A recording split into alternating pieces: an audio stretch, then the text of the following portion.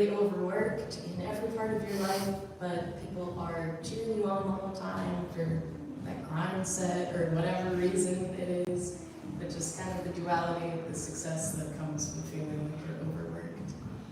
Yeah, this is burnout.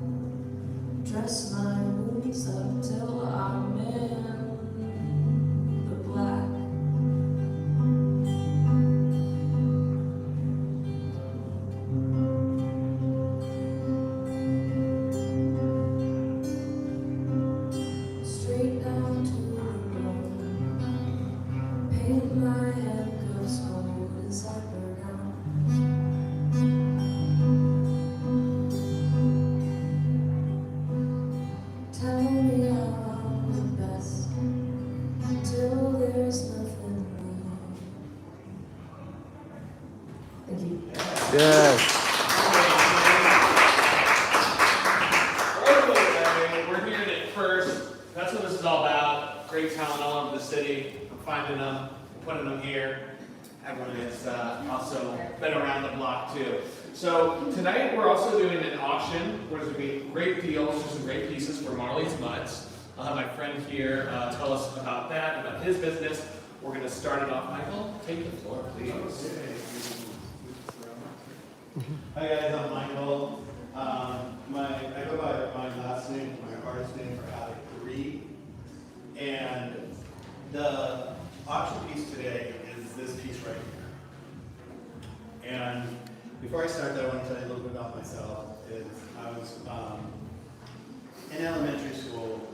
I got my report card, and I brought it home. My mom read it, and it said, "Michael's great in class, but he bugs the girls. Give him an art project, and he's great."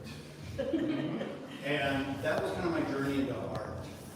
And from there, I just started. My mom was like really beautiful, and she really explored the art world with me. And I just started painting, and I started building stuff. I was always like building forts, and I always had that really detailed eye where I'd be up in the, in the mountain building forts, and it's like everything had to be just. I had a living room, I had a den. I didn't just have one room. I had a whole house in there. So I was just kind of that kid that was all, doing everything I could just with art.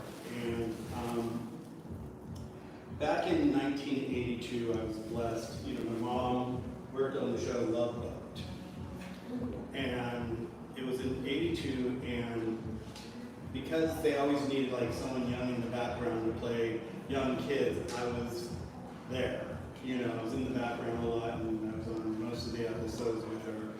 And the blessing was in 82 that Andy Warhol was the guest star for the week. And being on the show and knowing of Andy before the show, I couldn't help but just be in his face. And we became friends for the week. And we sat down at the table, and I used to show him my art, and he just loved my art, and just told me all about the factory and how he got started. And it really just kind of solidified where I was in the world of art. And being, my mom being in the business, I got in the business and I started acting. And my photographer one day asked me, he's like, "Michael, I love your art." He goes, "Will you design my studio for me?" My photography studio, we're getting ready to push open the wall. He goes, "But you have to do it one way. You have to do it just like your art. You can't buy any of the furniture. You have to design everything. You design everything." And it was all like in triangular squares and all this kind of like this feeling of this piece here. And it didn't dawn on me that he was one of the top photographers in LA.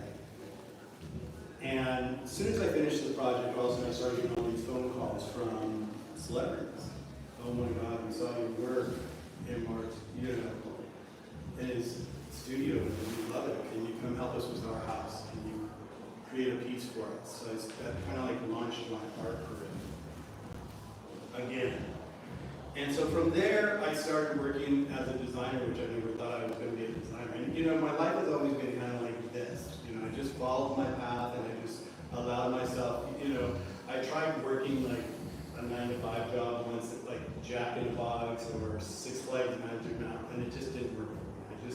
I was too my world was like this, and I couldn't do like whatever, just everyday life, like 9 to 5. I was just all over the place. So I just really allowed myself that freedom throughout my life. And by doing that, the universe has brought so many crazy things in my life. So there I was on the set with Annie, and I just had this incredible experience with him. And when I left that and did the studio, then I started designing houses, and one thing led to another thing, and I was on the set of Silver Spoons. And the art director came up to me and goes, "Hey, would you, my agent told me long ago, don't ever say no. Always say yes. So the moment you're in a casting or whatever, you always say yes, yes, yes, yes." So I was always saying yes. And so the art director came up and goes, "Michael, we've been talking about art and all that." He goes, "I've got a friend coming in from New York that's designing Christmas trees for this store in Beverly Hills called Christmas Fantasy. And he's looking for an assistant. I think it'd be good for you. Would you want to do it?" I'm like, "Yes." So the next thing I knew, I was designing Christmas trees to the stars. Liza Minnelli, Barbara Streisand, the Spellings, and so it was just a magical ride for me. Every time I turned around and said yes, it brought me to something just really magical in my life. And so I just kept painting, and I had this one piece in my house probably about 15 years ago, and it was up on the wall, and it was my friend's birthday party, and all our friends came, and also my assistant was working with me, and I was sitting there like, oh my God, who did that? Where did they get that piece? And it was big. It was a big paint can about this big, cut in half, put on the wall with a ladder. And the ladder I found at the Bodhi tree. They tore down the Bodhi tree in West Hollywood. And Bodhi tree was like a metaphysical, spiritual place, and so you would always like get your books there and all that. So I saw this pile of trash behind it, and I was like, oh my God, they can't throw away this wooden ladder. And so I grabbed it, and it was like this tall, and I grabbed it, and I was like, I drug it home, and people were like, what are you doing with that ladder? And I'm like, I don't know. And so I created a paint can, and I did all this stuff, and then I created this whole piece of art with it, and I called it Peace and Love. And because of the experience my assistant was having, she was a bartenderess at the time, and all our friends would come in, and she was like, oh my gosh, she goes, everybody kept raving about your piece. You need to get in the gallery. And I'd never shown in the gallery before. And so I'm like, well, go to Bergamot Station. This is like 15 years ago. Go to Bergamot Station, find a gallery that has 25-foot walls because it had to be up high, and let's see if we could find a place. And so she came over here, and she ran all around, and she went into Andrew Weiss's gallery. He used to be right over here, and he was like kind of like a blue chip art dealer, if you know of him. And he still does art based online now, and he comes from like third generation art galleries.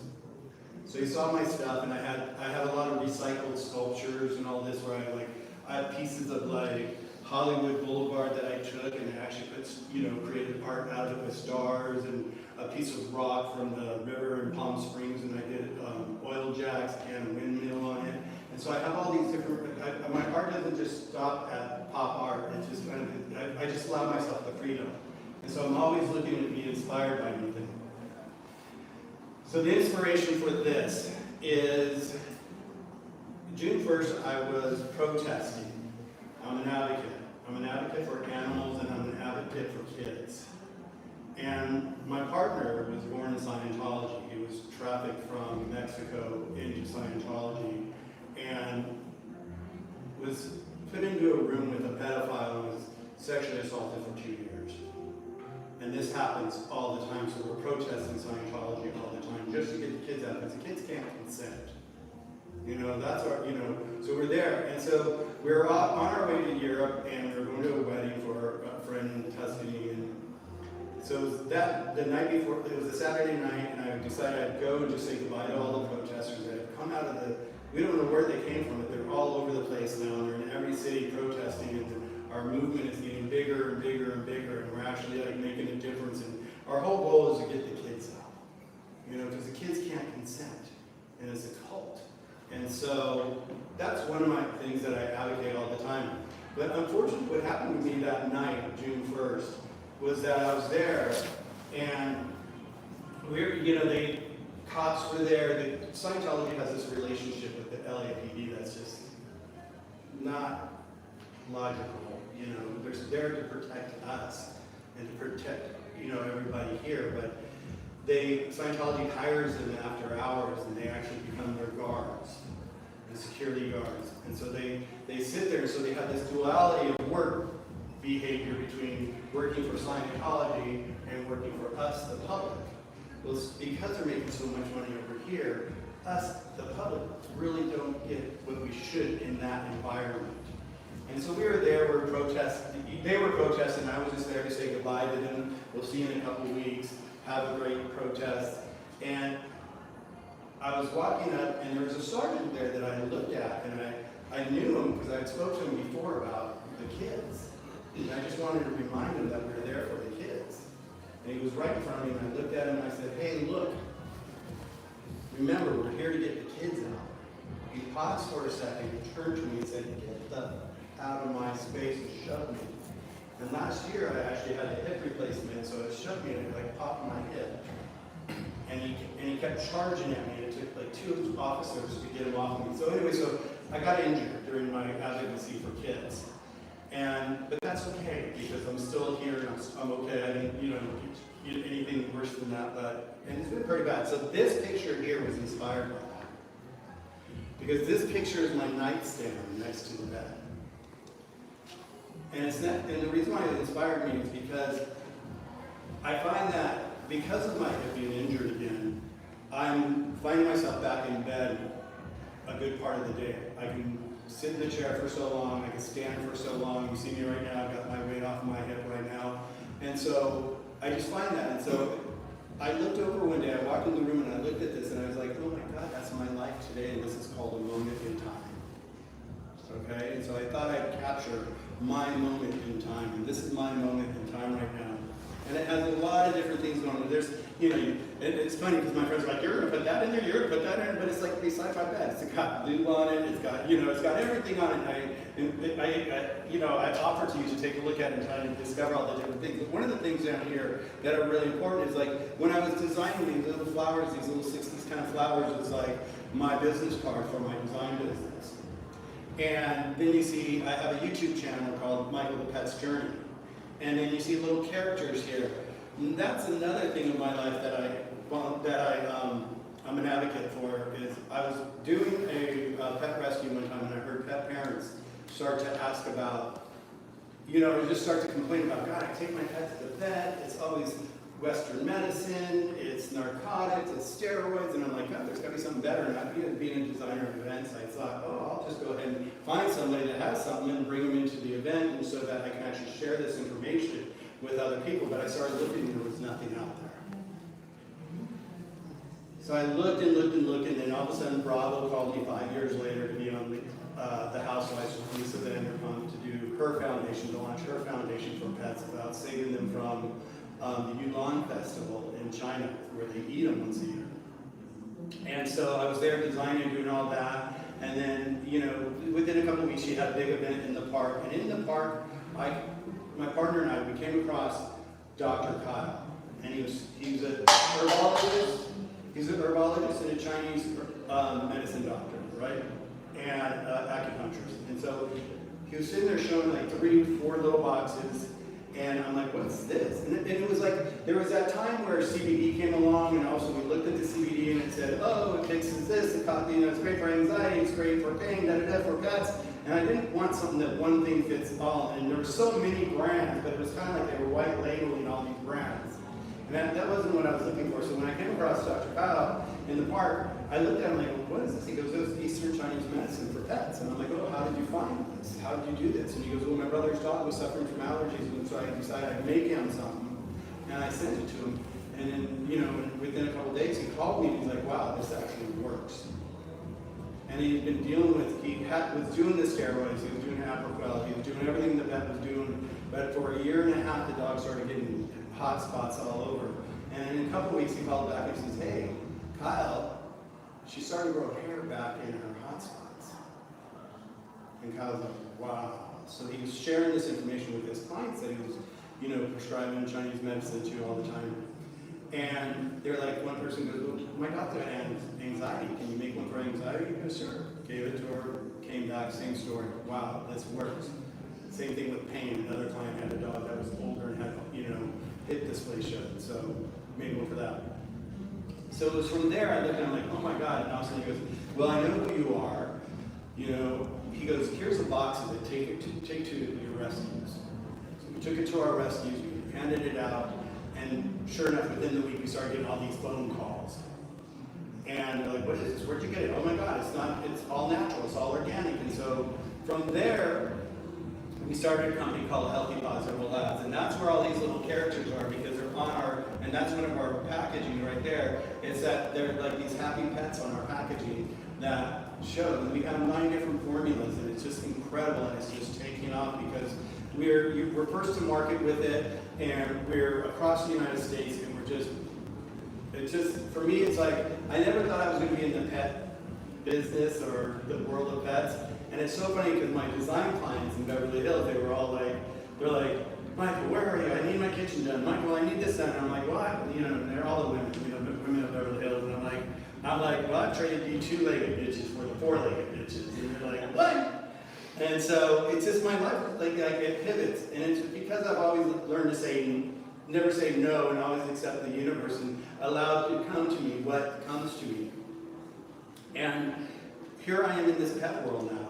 You know, I've got my art, I've got the pets, I've got my advocacy for the kids in Scientology. And it doesn't stop there because there's kids that haven't been in Scientology, that have been sexually abused. So it's really, that's our first mission, but it's also, it's inclusive of all the kids. And you see what's in the news these days. You know, so it's like, so this piece here really is, you know, this is my most recent piece here. And it's really just me and my life. And so it goes to benefit. You told me about Marley's Mutts. That's That's who we're supporting tonight. Is Marley's Mutts. Because I found your business really fascinating. So I was like, what charity should we do? Yeah. Tell us just a quick. So Marley's Mutt is we deal with a lot of rescues, but Marley's Mutt really just it hit like that special spot for me because what they're doing is they don't just rescue pets and allow people to adopt them off the streets and all that, but they also take them into the prisons and they do the prison program. And I really love that. So every time someone buys one of our products, we actually have a new pet parent kit that we donate to pet rescues. And so then they hand that out to the new pet parent.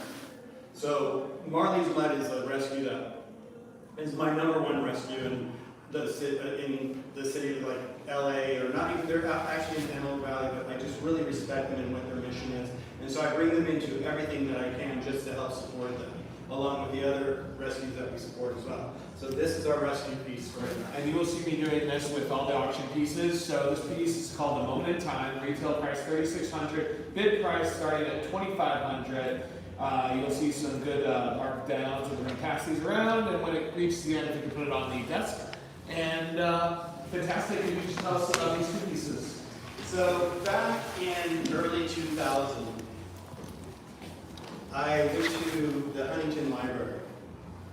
And when I was there is a piece, it's on donation to London's gallery right now, but it's Thomas Gainsborough's piece, and it's called The Blue Boy.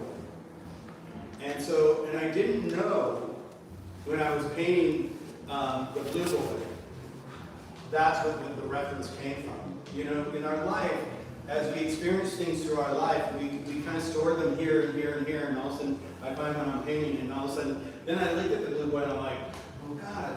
And I've got another piece that's called Magic, and it's like, and I had a whole series that I did of pieces in the early 80s that they took to London and making the posters at one point. And there's this, I was able to identify all the characters in all the paintings, and there's this one called Magic. And I'm like, wow, that's my mom. It took me probably until like 10 years ago to figure that out. And I was like, because I always wondered who was Magic, and it was my mom, because she was magical. She allowed me the space and the ability to share my art with everybody, you know, and be an artist.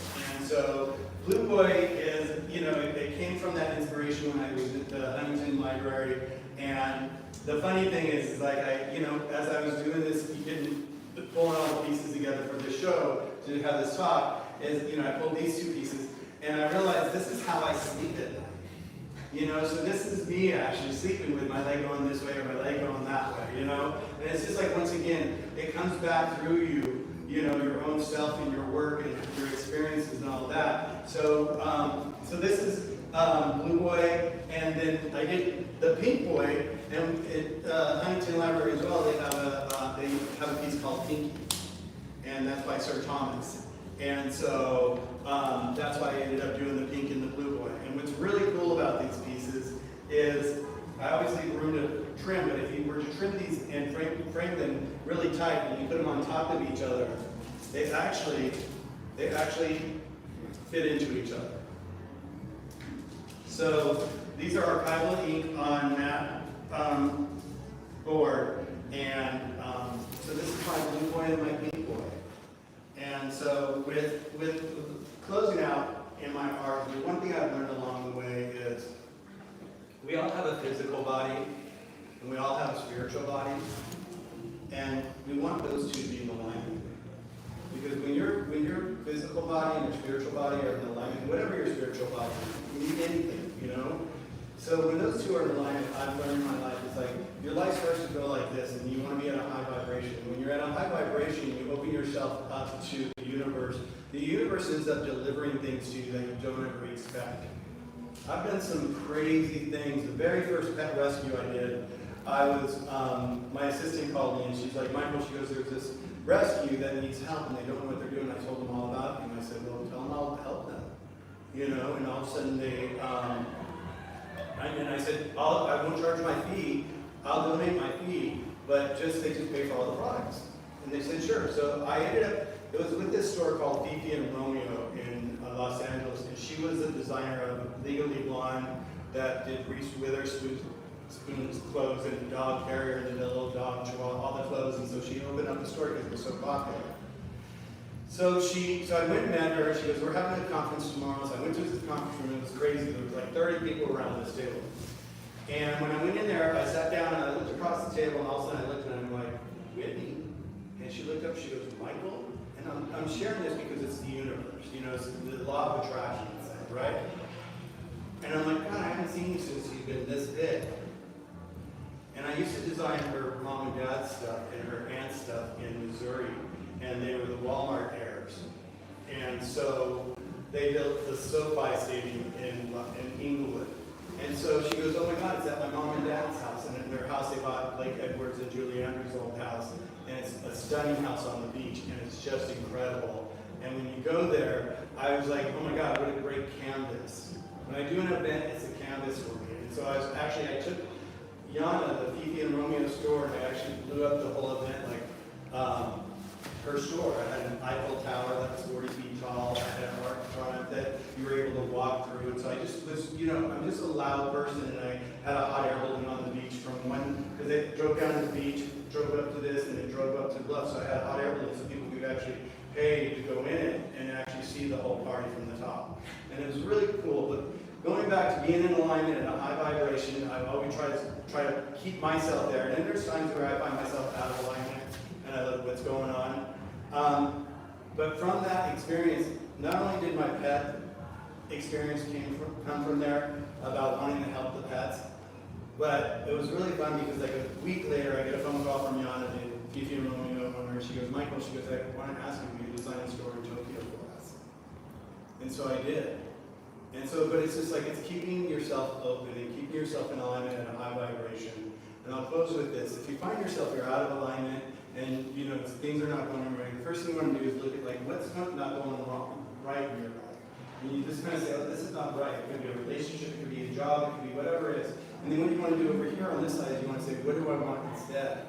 And so I always tell people, look at what you don't want, and pivot and start staring at what you do want. Because if you concentrate on what you do want, you'll replace that with this. The universe will bring this to you. So I want to close with that, and everybody learn to pivot and do it for 30 days straight. And after you stop physically pivoting, your mind will start pivoting when you don't get you're out of when you're out of alignment. So thank you guys. Sweet, thanks, Michael. All right, let's keep up. Good work. All right, we have David Woodland. Here we go. Take the floor, sir. Mark,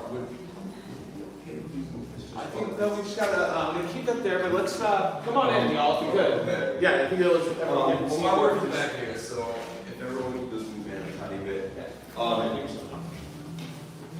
So about a week ago, I was at an art event where there were 26 artists, and every single one of them spoke.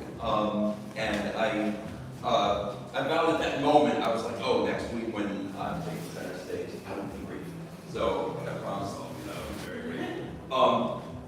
Unlike our first speaker, I'm not famous, I'm not fabulous, I don't know any famous people. I don't aspire to any of that. I don't have a lot of money, and I'm okay with that. I'm not from Los Angeles. I'm from the MOFN. Does everybody know what that is? That's the middle of fucking nowhere. I grew up right next to the most polluted lake in the entire country. My aesthetic is inspired by the television of my childhood. I paint mostly in blue for two reasons. One, because it recalls black and white television. I don't know how many of you, some of you probably have never seen a black and white television before. I'm guessing just based on the ages of some of the folks that are here. But for anyone who's never seen an image on the black and white television screen, black and white's kind of a misnomer. It's actually kind of in bluish hues, especially with all the lights off, which was always my preferred way to watch television. Speaking of television, and just to give you some context for how I was raised, the closest thing to my own parents that I've ever seen on television is Dan and Roseanne Cocker. Except they were slightly more sophisticated than my mother. Anyway, but there was always TV. So in order to escape my hellish life as this little effeminate queer boy in this shithole of a town, I could always go down to the basement, turn on the black and white television, and escape into the strangest shows ever. And this is why Gen Xers are so damn weird. And this is why we all wear glasses, because we watch way too much TV. It's funny now. I'm a high school art teacher, and we hear a lot of complaints about cell phones. A lot of my colleagues are constantly complaining, and they say things to their kids like, "Well, I bet you pay attention to me if I was on your phone." And I was like, "Oh my God! I swear I just heard my first grade teacher saying, I wish you would pay more attention to me if I was on a TV, wouldn't you?" And I'm like, "Yes, I absolutely would." I mean, you just zone right into that shit. So I don't think of the. I'm not really inspired by I'm trying to think of in the 70s what was really popular on television. Maybe like MASH was a hit show. I don't give a fuck about MASH and how we watched it. I like the forgotten, spooky, creepy. I mean, if I can reference this one for a second. Does anyone recognize the characters? That's what I thought.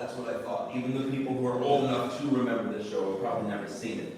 It's a Sid and Marty Krofft show called Lidsville, and it was I've never taken acid in my life because I never had to. I had these shows instead. People will see reruns. I'll show it to people, and they will say, "Oh, I guess it was a different time. This is so not appropriate for children now." It was not appropriate for children then. It's never been appropriate for children. Most of the shows back then, I don't think that they put in the research or the thought. You know, you hear about people now that create shows for children, and there's a child psychologist on staff, and there's all these educators, and there's all these people with PhDs in early child development. They didn't do any of that. They were like, let's see, we'll have a town where the hats come to life, and the mayor is a big queen that can do magic, and he has. Do you know what the rabbit's name was? The rabbit's name was Raunchy Rabbit. I was like, that sounds like a store for sex toys. Raunchy Rabbit was a character on a children's show. This from the Banana Splits, which I suppose some people do recognize. It's got that infectious song that gets in your head. I'm not going to sing it because you'll have it in your heads for the rest of the week if I do, but that's what that image is from. Kind of had a renaissance thanks to a horror movie. And the piece that I'm auctioning tonight is this one. I think I neglected to give you the second reason for my monochromatic palette. I work with blue because it looks like black and white television, but also because my eyesight is crap, it's garbage, and blue is the color that I can see better than any other. So this is kind of, when I finally got a color TV in the basement, this is what it looked like. This was a color TV in the set. Of course it was used, because my parents didn't have any money, we didn't have a new TV. Our big TV, which was a whopping 19 inches, which was in the living room, and we were only allowed to watch that as a family. That was family time. So my TV was always the piece of shit, used thing in the basement, and I had to deal with these orange lines that would move back and forth, and these strange double images. So the title of this piece is Plastic Fantastic Lover, which is a Jefferson Airplane song from the 60s. My favorite verse of that song goes, her rat blue cough never shuts off, nothing but a used machine. Her aluminum finish slightly diminished, the best I ever have seen. Cosmetic baby, plug into me, you'll never ever find another. And I suppose no one knows you're my plastic fantastic lover. You think he's singing, or it sounds like he's singing about a woman, he's singing about a TV set. And the seductiveness of technology. I'll do anything for you, I'll buy anything you tell me to buy. It's one of the lines in the song. But I can't get over how prognostic that song was, and how predictive of the future it really was. Our addiction to technology, the fact that it seduces us, the fact that it has literally replaced human contact at this point. I don't think any of us saw that coming, but that's my ode to that song and to a love of technology. The sort of humanoid figure is the personification of it. People always ask me, well, if the song is about a woman, why did you personify technology as a man? And I say, because I like men. Yeah, so as far as any charity is concerned, I hadn't quite yet committed to one. But if, Mark, did you, Yes, so this would benefit Marley's Muds. Oh, okay. Yes, and the details on this one, David Woodland, plastic, fantastic lover. Yes. All right, so we're all about if you're collecting at affordable prices. It's retail is $3,000. The bid price is $1,000. I see David around town and open calls. His work's going places, which passes around for consideration.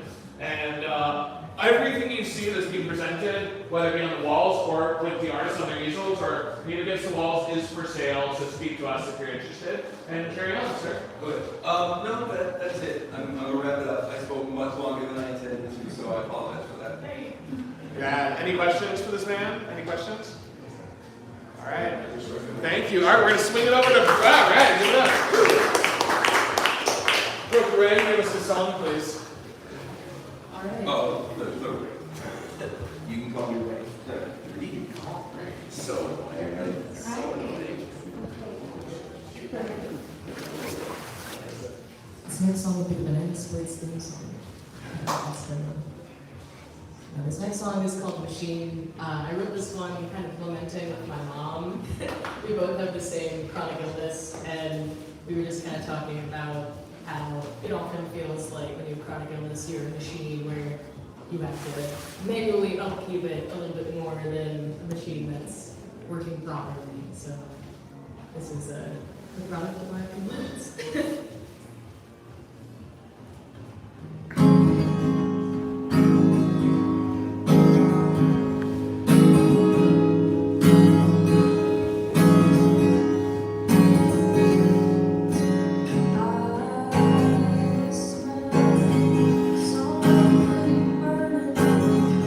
Inside of me.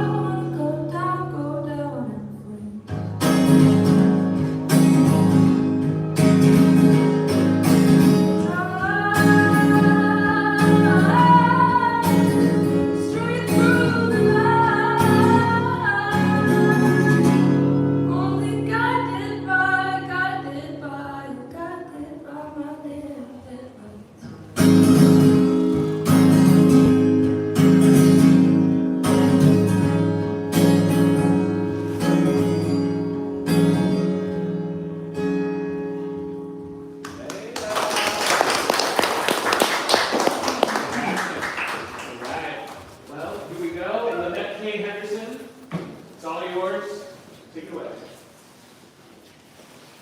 Hello. These are small works, part of a larger collection that are at Trade Gallery right now, one more day. I'll give business cards out, so you can look me up on my website. So, what I'm interested in primarily are animals, nature, and wildlife specifically. I work mostly from my own photos. These are studies. This one is studies of the condor. This is studies of the zebra. This is my donation piece, and it was a challenge for me to paint that water. These two are based on an experience I had in Europe where I went to a lot of Gothic churches and so really loved the Gothic arch. So I have a series of those, and these are two of them. In addition, these two represent a little bit of what I work with a lot more these days. These are a couple years old, where animals are interfacing with urban environments and human trash and kind of challenged in their ability to live and be resilient within those kinds of habitats. So there's a little bit of that going on here. Just with some rags and live wire, cigarette butt. Actually, when I painted a couple of these with cigarette butts, I was told by my brother-in-law that birds like to use cigarette butts in their nests because it's toxic. The nicotine is toxic. Well, this is what I figured out. The nicotine is toxic and it keeps pesting. So they knew that. They know that. So, very detailed. I'm very interested in painting things that give me a challenge. So, fur, feathers, these really steamy meat of the condor, water, things like that. So, that's my collection.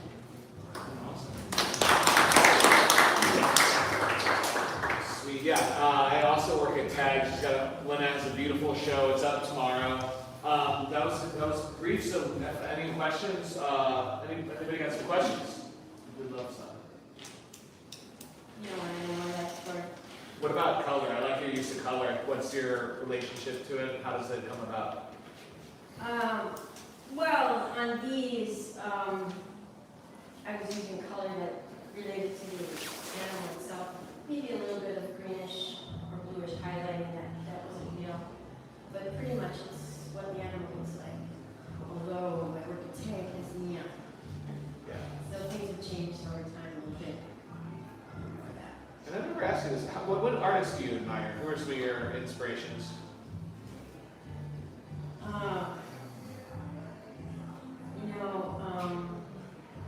Anybody from the Renaissance, of course. But I can't think of any wildlife artists that I like. No, you paint your own zone. Totally. So that's why I don't ever think of it. Yeah. Cool. Well, highly collectible pieces. Ducks Crossing. This is an example of the great deals that we do at the show. So $375 retail. The bid price is $375. I sold some good Lynette pieces and pass this around for your consideration. Anybody have any other questions for Lynette? QR code. QR code. Yeah, QR code. Check out. Get her card. She's done some amazing stuff. It just keeps going. So thank you so much. All right. So our final artist of the night before some more music is Sad. You already got one. Sad, get up there. Let's hear you.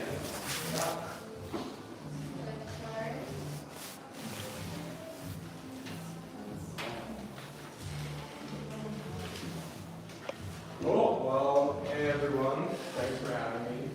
So this is my first show, and I just want to start off by saying thanks, Mark, for inviting me. It's a pleasure to be up here with all these great artists. It means a lot. My name is Sad. I am an emerging artist here in LA. I'm originally from Lebanon, and I was raised in Saudi Arabia. And to talk about my art, I want to start off with my first experience with art. And so I first started making art freshman year of high school. I took an art class and I sucked. I was really bad. I was so bad that the teacher told me to drop it. I was getting straight C's. But I thought I could do it. I thought I had a mission. I thought I had something, an ability to take in old art and new art. Hi Ted, hi more, And so what that did more grace and peace. was I stayed long nights, many months, many days, just redrawing everything we drew in class. I would do it for hours and hours up until the point where I could draw anything by memory. I didn't need to see the picture anymore. I had a mental repository of how grooves looked, how the folds were, the way light shined off a watch, the way a skull absorbed light. And I say all this because at the end of it, after multiple months, multiple years of drawing every single day, I ended up being the worst in the class to get in the top in the Middle East. And all this to say that the way I started with my art influenced how my art looks today. So I came in with a very technical background, and I wanted to make something modern, something fresh, out of a more serious style of art. And this is what it is today. I don't know if you guys can see it over there. But these are prints of my newest collection. And these pieces are kind of a Frankenstein of my background and where I want to go in art, where I think the art world is going to go in the future. And ultimately, I was inspired by old Renaissance paintings of typical subjects, still life, landscapes of the living, of common areas, portraits. And what I wanted to do was add a very urban element, the elements where I grew up in. I wanted to bring graffiti, I wanted to bring textured walls. I wanted to make it feel as though you could interact with it more on a normal scale rather than some manicured gallery art that you see up there, to bring a new dynamic to what art could be. And so that's what I did. The whole crux of my art pieces are that I want to bring the urbanity and the manicuredness of the art worlds together to create something new. And I think I might have done that. Yeah. So the whole concept going in was I wanted to create a whole tapestry, a whole narrative across 9 paintings. So following the themes of typical Renaissance art, there are people, there are places, and there are things. And so with people specifically, I wanted to draw on what it means to be ordinary. So the entire series of 9 is called The Ordinary. The first being ordinary people, ordinary places, and ordinary things. And with ordinary people, I wanted to bring what it meant to be an ordinary person, or people are born in different bodies, in different places, in different times. And by having a set of 3, I was able to take people from different parts of life, different walks of life, different places in life, bring them all together, paint them in the same style, a vintage style, but add a new modern twist. Not seen here are the other 2, but all of them are not actually real people. I chose models that I wanted to, that I thought fit the theme, and I plugged them all into AI to make it more generic. I wanted the people to be as generic as possible, to build on the theme of what it means to be ordinary, the way that street art influences or the art world, and how everything's an amalgamation of ordinary. So all these people were plugged in, generated, spit back out, and I took all these different samples and made what I thought was the most generic version of people that you could find from different parts of the world. This one being the most generic roaring 20s LA lady. And yeah, my next collection, my next series in this collection is Ordinary Places. And with that, it all started with the concept of a pigeon. The places a pigeon can go. Pigeons fly all across the world, live in all different parts of the world, whether it's beautiful, whether it's disgusting. A place is just a place of a pigeon. And so what it means to be a pigeon and to live in an ordinary space, but to have that space, have a different, embody a different metaphysical reality is where the pigeon is going. And so with this series, it's a series of 3 again, and I take the viewer on a journey via the pigeon's eyes. And the journey the pigeon goes on is a journey that I went on, starting from Lebanon to LA. The other 2 are not shown, but I wanted to again take the concept of urbanity and how that impacts the art world and the differences in the different ways that we live in different places, yet to show the juxtaposition of the similarities with the urban upbringing that all these places have in common. And so to tie that together with a gritty, dirty street wall and have that spray painted as well is kind of the whole theme of what I put there. And then with my last one, this is Ordinary Things.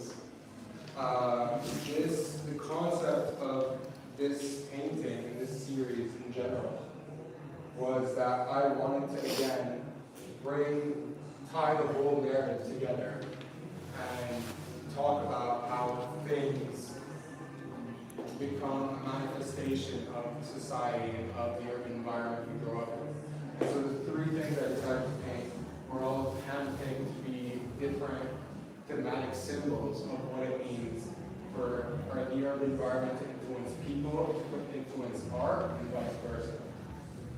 And yeah, that's basically my art.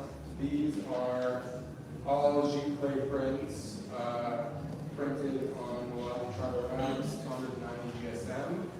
This painting in the middle, this print in the middle, is going up for charity auction. So Super good deal on this one. You heard how this is going into his process. So it's called The House, retail $250, bid price $75. $75 for this for a good cause. And yeah, thank you, good. good.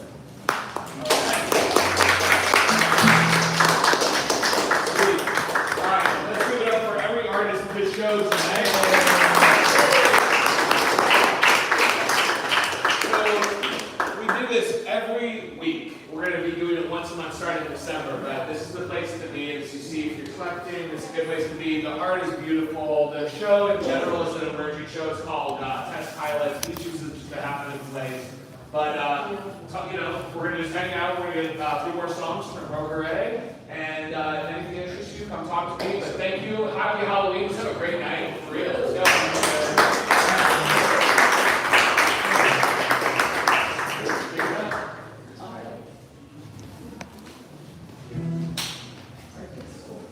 Sounds like a good song in my car.